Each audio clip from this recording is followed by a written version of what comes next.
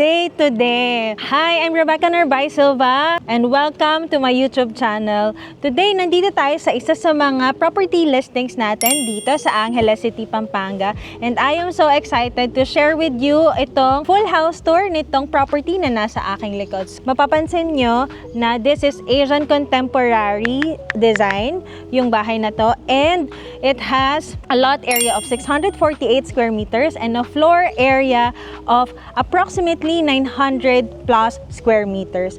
Meron siyang 4 spacious bedrooms, 2 kitchen, meron din tong swimming pool, and meron siyang carport. Huwag na natin patagalin, simulan na natin.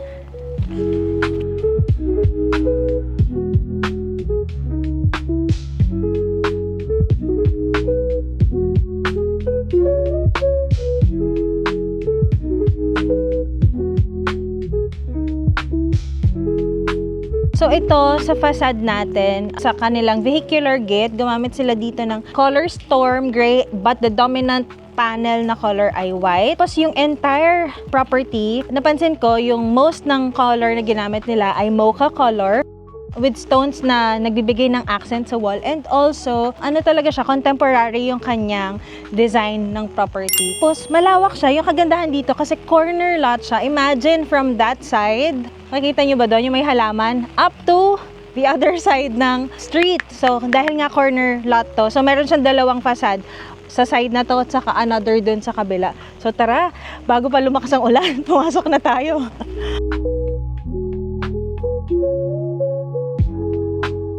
So ito, dumaan lang tayo sa pedestrian gate and di na natin to i-close kasi dito yung kanilang extension. Ang dami niyang open space. So kung kayo yung tipo ng family na na-appreciate niyo yung open na area, madaming place na pwede kayong mag-outdoor activities, ito yung property na best fit para sa inyo. So pagpasok, dito sa kanilang covered carport, actually kasya yung 2 car na mga SUV. Itong sample natin dito, SUV siya. So, sa ceiling natin, concrete din siya na ceiling. Tapos yung flooring natin, naka-tiles sila. And then, dito yung mas madami pang space. Actually, meron pang isang gate doon. Tara, check natin. Meron tayong stone pathway dito. Yung buong panel na to, lahat yan ay window. So, ang ganda lang ng pag natural light, no?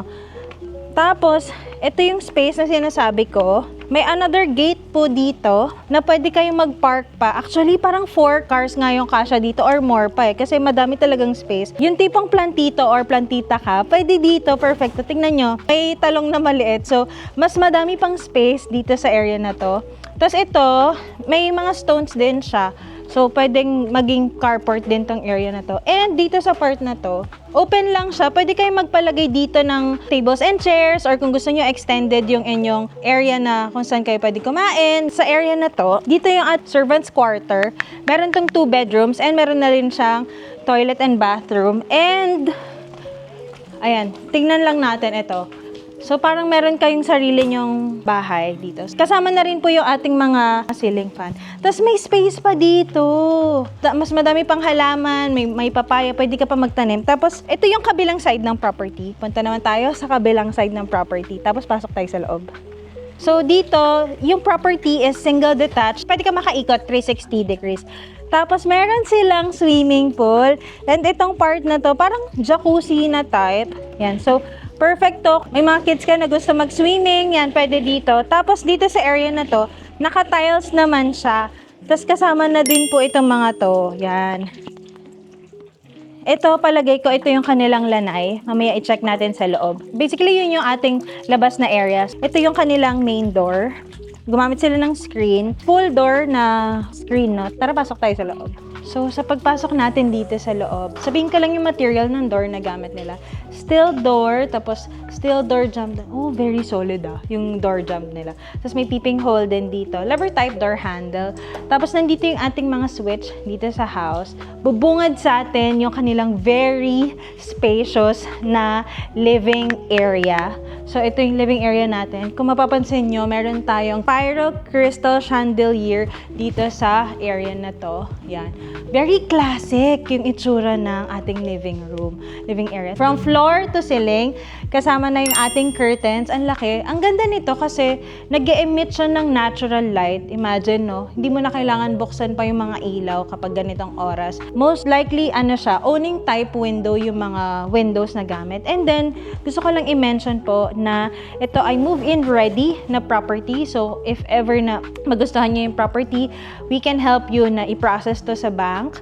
Kung may cash naman po kayo, di much better.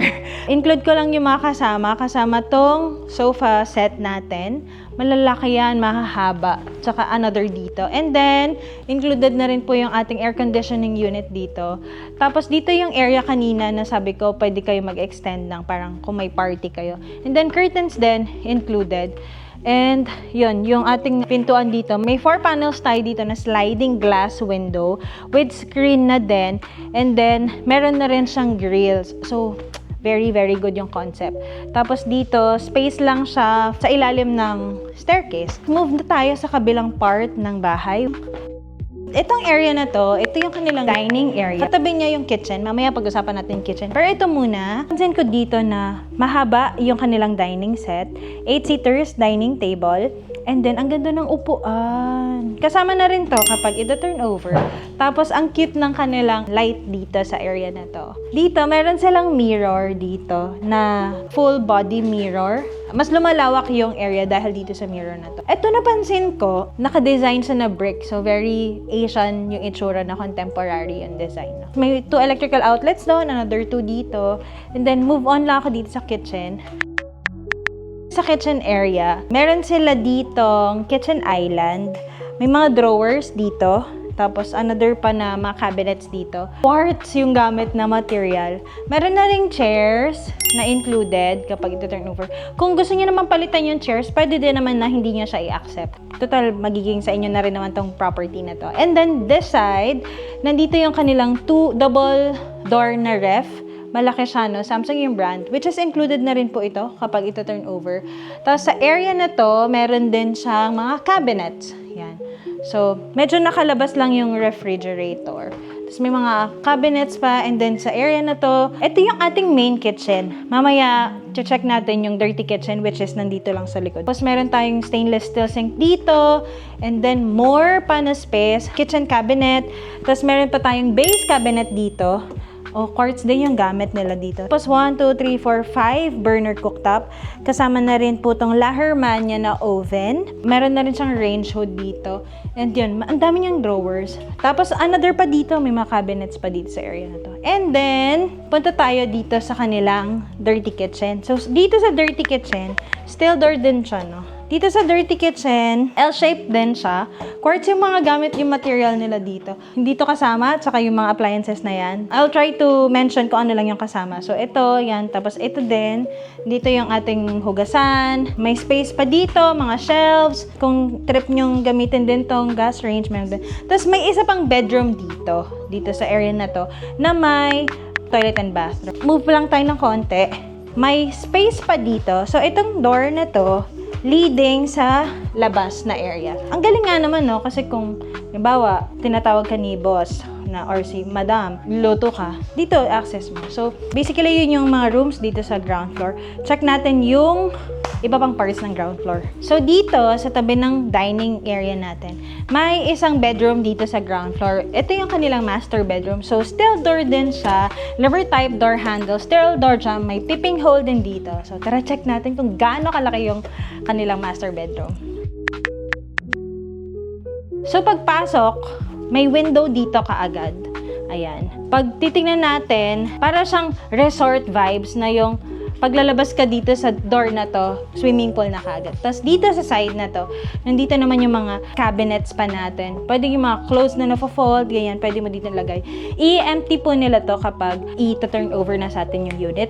And then, move pa tayo ng konti. Ito yung talagang space ng master bedroom. Malaman mo na malaki talaga yung master bedroom kapag yung king size na bed, mukha siyang maliit sa bedroom. So, ito po ay king size na bed frame. Most likely, included yung mga table. Tapos, ito din, meron din siyang floating TV console. Tapos, mag-move lang ako ng konti dito. Nandito yung kanilang walk-in cabinet. Move pa ako ng konti dun sa dulo. Nandun yung kanilang ensuite bathroom. So, tara! Ito yung walk-in closet. Di ko na masyadong i-mention kasi may mga gamit pa po na iba dito. Pero ito yung kanilang toilet and bathroom. First time ko makakita sa house, no, na may bathtub. Okay siya for 2 person. Ito, tsaka dun sa kabila. Dito, his and hers na lavatory. Tapos dito yung toilet area natin. Dito yung ating shower area. May glass enclosure na din siya. And then, ready na siya. May telephone type shower, may rain type shower. So, ayan yung ating, basically yun yung ating ensuite bathroom dito sa master bedroom. So, tara, check natin yung ibang parts ng ground floor. Since this is approximately 900 plus square meters, so hindi pa tayo tapos sa ground floor. Itong door na to, leading to sa ating Jack and Jill type na bathroom. So, ito siya. Bakit ko nasabing Jack and Jill? Dalawang space ng bahay, dalawang door, may access sa toilet and bathroom. So, ito sa kitchen. Tapos, another door dito. Ito yung kaninang nabanggit natin na isa sa mga servants room. Tapos, nandito yung shower area natin. Yung maganda dito, full siya. Alam niyo, palitan niyo lang yung ilaw. Sobrang liwanag ng itsura niya dito. So, full siya from floor to ceiling, naka-tiles, may exhaust doon, may shower din dito. Tapos, dito, move ako dito sa side na to. May ano na dito, sabitan ng towels. Tapos, his and hers din siya, or hers and hers, his and his. Yan. May mirror dito, base cabinet dito, and then, ito yung ating toilet area na may window din, which serve as our air vent dito sa bathroom na to. So, yan. So, dito sa kanilang staircase, bago tayo umakyat sa second floor, gusto ko lang i-mention itong space na to.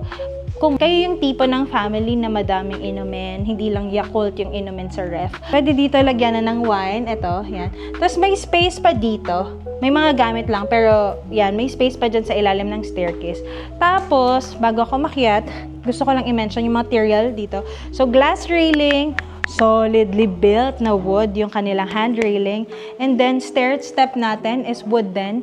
And then, ano din siya, concrete. So, very matibay. Siguro, kung nag-wonder kayo kung ilang years na daw tong property na to, pwede niyo akong i-message, tapos tanungin niyo ako kung kailan to nag-start na i-build. So, tara, akit tayo sa taas. So, dito sa staircase, merong parang small portion dito na pwede ka magpahinga. Napansin ko lang, yung kanilang ceiling, ang ganda niya, hindi siya yung typical na may isang patong ng cob light. Yung sa kanila is dalawang patong ng cob light, may pin lights pa din sa gilid, and then, ang daming windows na nag-emit ng natural light. Maliban dun sa parang big, yung pinaka-big na window. No? So, tara, punta na tayo sa second floor. Totoo na to. So, dito sa second floor, may family area na kaagad. Ang kagandahan dito, para siyang may, alam niyo, mezzanine style. Yun. Hindi siya full na second floor na, para siyang may veranda. Ayan. So, ito yung space na yun. Uy, matibay yung ganitong tiles ha. 60 by 60 ceramic floor tiles. Pero, yung ganitong tiles, kasi ganito din sa bahay namin. So, may gway lang ako. Meron tayong 3 bedrooms dito sa second floor. Unahin natin yung sa side na to. So, this is the first bedroom. Gamit nila dito ay wood door. Wood din yung kanilang railings. Kasya yung double size na bed frame.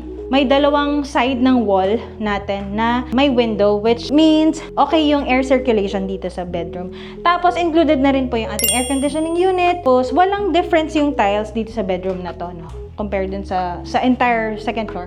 Tapos yung ceiling natin, ganito yung itsura niya. May mga cove lights din siya. Nakikita ko na yung pwede nating ipa-change kapag halimbawa, kasi this is not a brand new house, pero at least, konting-konti na lang yung i-change mo. Like for example, yung lights, ito kung gusto mo lagyan nito ng chandelier, or parang ceiling fan dito sa taas. So, yun. Tapos ito din, part ng wall na to is tiled din siya, no? Maganda siya kasi hindi matakaw sa maintenance. So, less yung kanilang maintenance dito. Then, dito naman sa second bedroom.